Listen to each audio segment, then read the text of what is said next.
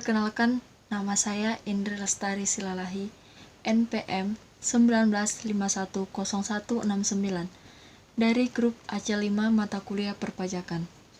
Terima kasih atas kesempatan yang telah diberikan kepada kami untuk dapat menyajikan hasil diskusi kelompok dalam bentuk video penjelasan yang membahas tentang bentuk usaha tetap, PPh 21 dan PPh 22. Terima kasih juga kami ucapkan kepada Ibu Magdalena Siringoringo SEMSI selaku dosen pengasuh mata kuliah perpajakan di grup AC5. Perkenalkan, nama saya Lydia Tamara, NPM 19510155. Saya Lenon Martua Tambunan, NPM 19510035. Perkenalkan, nama saya Marcelino Ferdinand Skill Pangaribuan, NPM 19510208. Shalom, perkenalkan nama saya Santap Nisha Borus Tanggang, NPM 195100187.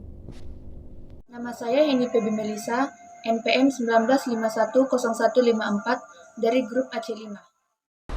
Perkenalkan, nama saya Juan Manuel Edward Tapahan, NPM 19510172.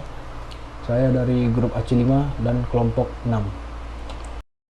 Perkenalkan, nama saya Tantri Sulastri, NPM 19510011.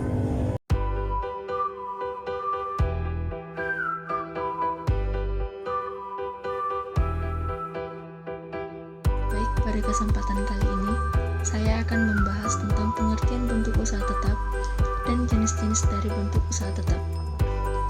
Bentuk usaha tetap atau BUT merupakan suatu bentuk usaha yang dipergunakan oleh perseorangan maupun bentuk badan, namun tidak tinggal di Indonesia. Orang pribadi atau perseorangan yang berada di Indonesia tidak lebih dari 183 hari dalam jangka waktu 12 bulan. Dan badan yang tidak didirikan atau tidak berkedudukan di Indonesia untuk menjalankan usaha atau melakukan kegiatan di Indonesia. Sesuai dengan pasal 2 ayat 5 Undang-Undang Nomor 17 Tahun 2000 tentang perubahan kedua Undang-Undang Nomor 7 Tahun 1983, yaitu tentang pajak penghasilan, yang selanjutnya disebut sebagai Undang-Undang Pajak Penghasilan, di mana BUT atau bentuk usaha tetap diartikan sebagai suatu bentuk usaha yang dipergunakan oleh subjek pajak luar negeri atau non-resident taxpayer, baik orang pribadi maupun suatu bentuk badan, untuk menjalankan usaha atau melakukan kegiatan yang ada di Indonesia. Sesuai dengan pasal 2 ayat 5 Undang-Undang Nomor 17 Tahun 2000, di mana BUT merupakan subjek pajak luar negeri yang berasal dari luar negeri, di mana BUT sendiri termasuk pada pungutan wajib pajak yang ditentukan oleh pemerintah. Juga dikenakan tarif pajak penghasilan sesuai dengan Undang-Undang Pajak Penghasilan, yaitu tarif pajak penghasilan nomor 26. Selanjutnya saya akan membahas tentang jenis-jenis dari bentuk usaha tetap. Jenis-jenis dari bentuk usaha tetap yaitu seperti tempat kedudukan manajemen, cabang perusahaan, kantor perwakilan, gedung kantor, pabrik, bengkel, gudang, ruang untuk promosi penjualan, serta agen atau pegawai dari perusahaan asuransi yang tidak didirikan dan tidak bertempat kedudukan di Indonesia yang menerima premi asuransi atau menanggung resiko di Indonesia, dan beberapa jenis dari bentuk usaha tetap yang lainnya. Terima kasih. Objek pajak BUT. Cakupan penghasilan BUT di Indonesia sesuai pasal 5 ayat 1 Undang-Undang Pajak Penghasilan meliputi: yang pertama, atribusi faktual, yaitu penghasilan dari usaha atau kegiatan BUT dan dari harta yang dimiliki. Yang kedua, source of attraction, yaitu penghasilan kantor pusat dari kegiatan penjualan barang atau pemberian jasa di Indonesia. Yang ketiga, atribusi karena hubungan efektif, yaitu penghasilan yang diperoleh kantor pusat. Selanjutnya, time left. BUT merupakan cabang perusahaan atau tempat kedudukan manajemen, kantor, pabrik, tempat kerja, atau suatu hak penambangan dan kekayaan alam lainnya. Termasuk juga proyek pembuatan gedung atau konstruksi. Di Indonesia diatur dalam pasal 2 ayat 5 bahwa untuk dianggap BUT apabila mereka melakukan kegiatan di Indonesia lebih dari 183 hari dalam jangka waktu 12 bulan.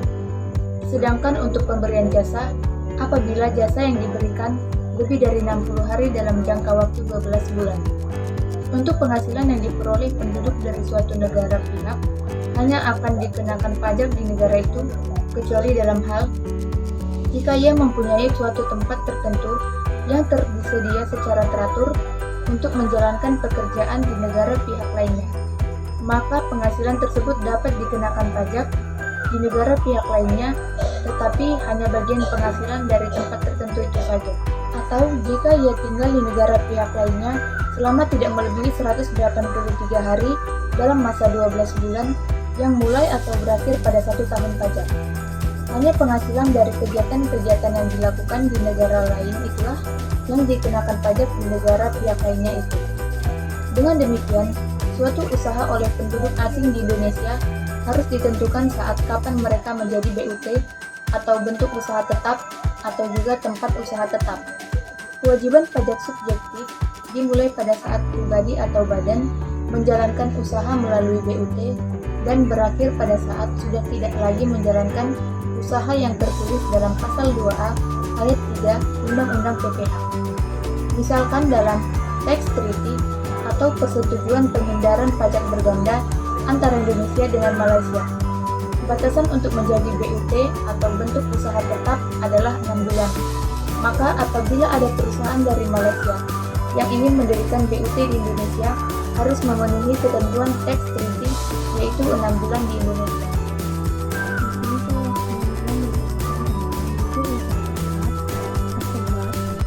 Bagian nomor 5, penghasilan yang dimasukkan ke dalam bab adalah sebagai berikut. Berdasarkan penghasilan di mana dia peroleh labanya. Yang kedua, dikenakan withholding tax PPH pasal 26 atas penghasilan yang diterima atau dikenakan pusat sepanjang terdapat hubungan efektif antara BAT dengan harta atau kegiatan memberikan hasil. Yang ketiga, berdasarkan penarikan penghasilan kantor pusat ke BAT Indonesia apabila terjadi usaha yang sejenis agar yang dijalankan atau yang dilakukan oleh bentuk usaha tetap di Indonesia, hal ini agar tidak terjadi pengelakan pajak yang timbul akibat penghasilan dari Indonesia. Terima kasih. Ini saya akan menjelaskan mengenai perhitungan pajak BUT atau bentuk usaha tetap.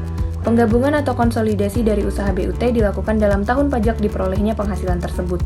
Penghitungan laba bersih setelah pajak diperlakukan berbeda dengan usaha dalam negeri karena masih terikat dengan subjek pajak luar negeri. Penghasilan setelah pajak apabila ditransfer ke luar negeri ditetapkan tarif 20% dikali dengan penghasilan bruto atau mengacu pada ketentuan P3B. Atas penghasilan kena pajak setelah dikurangi PPH, badan usaha BUT pada akhir tahun pajak yang ditanamkan kembali ke Indonesia tidak dikenakan pajak sebagaimana dimaksud dalam pasal 26 ayat 4 Undang-Undang PPH dan Peraturan Menteri Keuangan Nomor 14/PMK.03/2011. Contoh perhitungan pajak PPH. Penghasilan kena pajak PT ABC di Indonesia tahun 2018 adalah sebesar 17.500 juta rupiah. Perhitungan PPH terutang sama dengan 25% dikali dengan 17.500 juta rupiah sama dengan 4.375.000 rupiah. Penghasilan kena pajak setelah pajak adalah 17.500 juta rupiah dikurang dengan 4.375.000 rupiah sama dengan 13.125 juta rupiah. PPH pasal 26 yang terutang sama dengan 20% dikali 13.125 juta rupiah sama dengan 2.625 juta rupiah.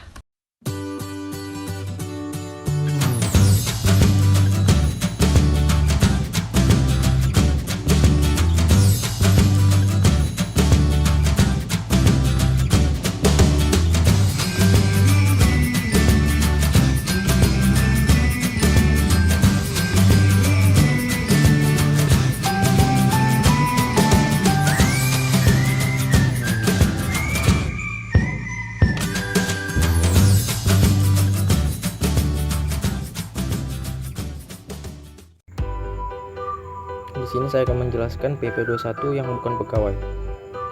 Yang pertama itu atas nama Frix. Di sini Frix dengan status TK per 0 dengan honorarium 40 juta dan tidak ber-NPWP. Maka PP21-nya kita menghitungnya PKP sama dengan 50% dikali honorarium dikurang, karena dia status TK per 0 maka dikurang 4.500.000. Maka 50% dikali 35.500.000 dan hasilnya 17.750.000. Maka PP21 terutangnya 5% dikali 17.750.000 dan hasilnya 887.500. Yang kedua atas nama Deresi dengan status TK per 1 honorarium 3.500.000 dan tidak ber-NPWP. Maka kita menghitungnya PKP sama dengan 50% dikali honorariumnya 3.500.000. Karena honorariumnya di bawah PTKP, maka PP21 terutang Deresi tidak dikenakan pajak. Kita ke atas nama Komi dengan status TK per 0 dan honorarium 3 juta dan tidak ber-NPWP. Maka kita menghitungnya PKP-nya sama dengan 50% dikali 3 juta. Karena honorarium Komi di bawah PTKP, maka PP21 terutangnya tidak dikenakan pajak. Kita ke atas nama Doni dengan status K per 0 honorarium 50 juta dan ber-NPWP. Maka kita menghitungnya PKP sama dengan 50% dikali honorarium dikurang, karena dia K per 0 maka kita menghitungnya 4.875.000. Maka hasilnya 50% dikali 40.250.000 dan hasilnya 20.125.000. Maka PP21 terutangnya 50% dikali 20.125.000 dan PP21 terutang Doni adalah 1.006.250 rupiah.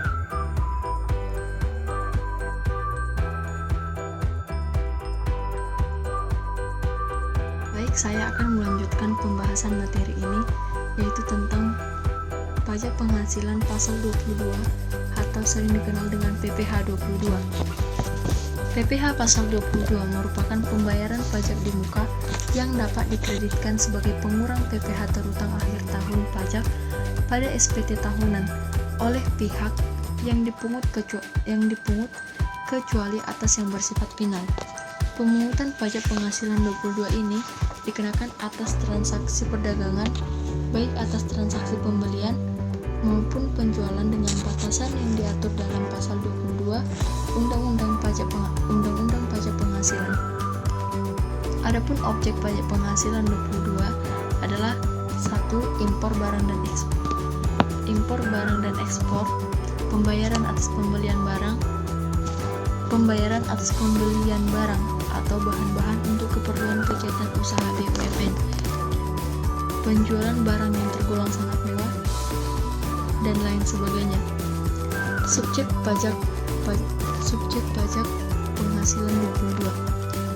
Jenis pajak penghasilan 22 dikenakan pada wajib pajak badan-badan usaha tertentu, baik milik pemerintah maupun swasta, yang melakukan perdagangan ekspor, impor, dan reimpor. Adapun subjek yang memotong pajak penghasilan 22 terbagi menjadi dua kategori, yaitu pemungut atau pemotong pajak penghasilan 22 yang seperti badan usaha milik negara atau BUMN, kuasa pengguna anggaran atau KPA. Serta yang kedua adalah wajib pajak badan atau perusahaan swasta yang wajib memungut pajak penghasilan 22 pada saat penjualan, yaitu seperti badan usaha yang bergerak di bidang usaha industri semen, industri kertas, industri baja, industri otomotif, industri farmasi, atas penjualan hasil produksinya kepada distributor di dalam negeri. Demikian pembahasan saya, akan dilanjutkan oleh teman-teman yang lainnya. Terima kasih. Ini saya akan menjelaskan contoh soal yang satu. Harga potongan dikalikan untuk pengurahan PPN baru dikali tarif PPh 22 dikali tarif yang tidak ber-NPWP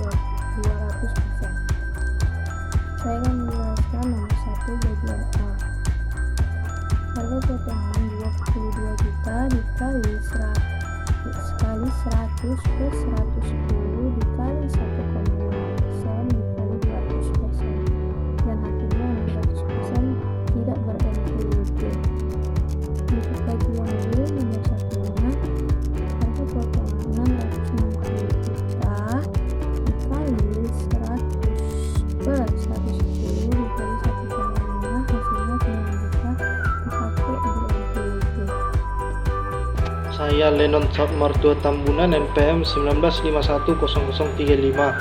Saya akan menjawab pertanyaan nomor 3 dan 4 pada PPH pasal 22. Pada nomor 3, PT BKS yang bergerak di bidang industri baja melakukan penjualan sebagai berikut. Yang pertama, pada tanggal 23 September 2016, PT BKS melakukan penjualan baja kepada CVAT dengan nilai transaksi sebesar 330 juta, sudah termasuk PPN di dalamnya. Penyelesaiannya 330 juta harus dikurangi PPN terlebih dahulu untuk mencari jumlah PPH pasal 22, yaitu 330 juta rupiah dikali 100 dibagi 110 yang mendapat hasil 300 juta rupiah, kemudian dikali tarif 0,3% mendapat hasil sebesar 900.000 rupiah. Yang kedua, pada tanggal 25 September 2016, PT BKS melakukan penjualan baja kepada CVTK dengan nilai transaksi sebesar 110 juta, sudah termasuk PPN di dalamnya. Yang kedua ini sama dengan yang pertama, 110 juta dikali 100 dibagi 110 yang mendapat hasil senilai 100 juta rupiah, yang dikali 0,3% yang mendapat hasil sebesar 300.000. Kemudian pada nomor 4, PT PI yang memproduksi BBM melakukan transaksi penjualan BBM dan oli sebagai berikut. Yang pertama, pada tanggal 20 September 2016, PT PI melakukan penjualan ke SPBU ABC yang bukan merupakan bagian Pertamina senilai 100 juta belum termasuk PPN di dalamnya. Penyelesaiannya, 100 juta tersebut langsung dikalikan dengan tarif pajak sebesar 0,3%. Tarif ini berlaku untuk kepada bagian yang bukan bagian Pertamina. Jadi 100 juta rupiah dikali 0,3% mendapat hasil sebesar 300.000. Yang kedua, pada tanggal 23 September 2016, PT PI melakukan penjualan oli kepada PT JW senilai 110 juta rupiah, sudah termasuk PPN.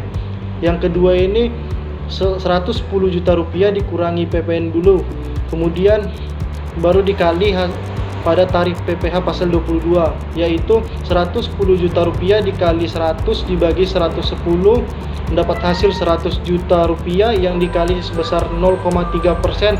Tarif ini berlaku untuk semua jenis pelumas yang mendapat hasil sebesar 300.000. Sekian dari saya yang kemudian dilanjutkan oleh teman saya. Terima kasih. 5. Bea Cukai Tanjung Karang mempunyai nilai cost insurance freight sebesar $230.000 yang memiliki kurs KMK sebesar $12.450. Kemudian, cost insurance freight dikali dengan KMK, lalu dikurang bea masuk sebesar Rp2.861.000.000. PPH pasal 22 yaitu 2,5%, maka hasilnya Rp71.525.000 bagi yang mempunyai angka pengenal impor.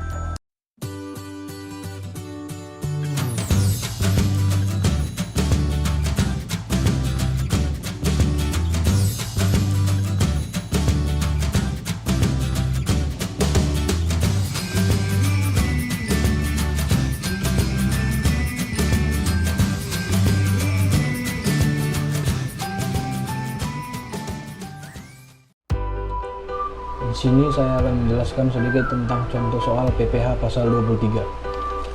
Yang pertama, bunga. Pada bagian A, tanggal 3 September 2016, bagian keuangan membayarkan bunga pinjaman kepada PT AC sebesar 100 juta rupiah. Pada bagian B, tanggal 20 September 2016, bagian keuangan membayarkan bunga pinjaman kepada Bank KC sebesar 250 juta rupiah. Jawaban pada bagian A yaitu PPH pasal 23 bagian keuangan membayar bunga pinjaman kepada PT AC sebesar 15% dari 100 juta rupiah, yaitu 15 juta rupiah. Jawaban pada bagian B, PPH pasal 23 bagian keuangan membayar bunga pinjaman kepada Bank KC sebesar 15% dari 250 juta rupiah, yaitu 37.500.000 rupiah. Yang kedua, dividen. Tanggal 5 September 2016, bagian keuangan membayarkan dividen sebesar 1 miliar bukan bersumber dari cadangan laba ditahan kepada pemegang saham. Pada bagian A, PT MJ persentase modal disetor 35%, dividen diterima sebesar 350 juta rupiah. Bagian B, PT HK. Persentase modal disetor 20%. Dividen diterima sebesar 200 juta rupiah. Jawaban per bagian ini yaitu penghasilan bruto 1 miliar. PPh pasal 23 terutang 15% dari 1 miliar yaitu 150 juta rupiah.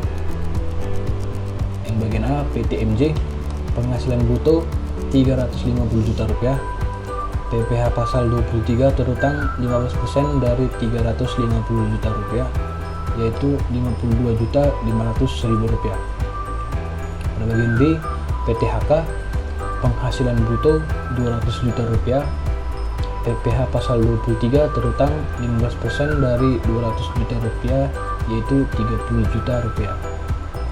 Yang ketiga, sewa.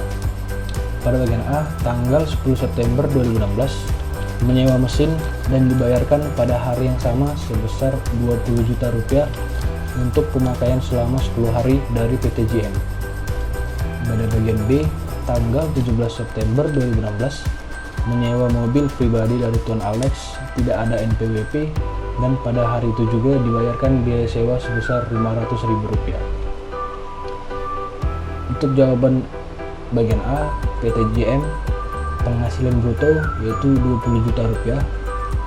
PPh pasal 23 terutang 2% dari 20 juta rupiah yaitu 400.000. Pada bagian B, PTHK yang belum memiliki NPWP, penghasilan bruto 500.000 rupiah. PPh pasal 23 terutang 2% kali 200% dikali 500.000 rupiah yaitu 20.000 rupiah. Pada yang bagian nomor 4 yaitu royalti. Pada bagian A, tanggal 16 September 2016 bagian keuangan membayar uang atas pemotongan merek atau royalti kepada PT AM senilai 100 juta rupiah. Yang bagian B, tanggal 26 September 2016 bagian keuangan membayar uang pemakaian hak cipta atau royalti PT MO senilai 50 juta rupiah. Jawaban untuk yang bagian A yaitu penghasilan bruto sebanyak 100 juta rupiah. PPh pasal 23 terutang 15% dari 100 juta rupiah yaitu 15 juta rupiah. Untuk yang bagian B, penghasilan bruto sebesar 50 juta rupiah. PPh pasal 23 terutang 15% dari 50 juta rupiah yaitu 2.500.000 rupiah. Yang nomor 5, jasa lainnya. Pada bagian A, penghasilan bruto yaitu 12 juta rupiah dikurang 5 juta rupiah sama dengan 7 juta rupiah. PPh pasal 23 terutang rupiah. PPh pasal 23 terutang 2% dikali 200% dikali 7 juta rupiah yaitu 280.000 rupiah. Pada bagian B, penghasilan bruto karena penghasilan jasa lainnya berasal dari luar negeri maka akan dikenakan pemotongan PPh pasal 26. Sekian penjelasan dari saya, terima kasih. Baiklah, saya akan menyampaikan kesimpulan dari penjelasan yang telah dijelaskan oleh teman-teman saya. Bentuk usaha tetap adalah bentuk usaha yang dipergunakan oleh orang pribadi yang tidak bertempat tinggal di Indonesia.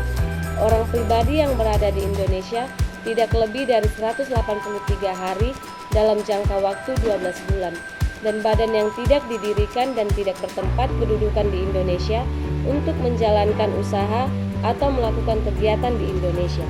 Pajak penghasilan PPh 21 adalah pajak penghasilan yang diberlakukan pada penghasilan tertentu.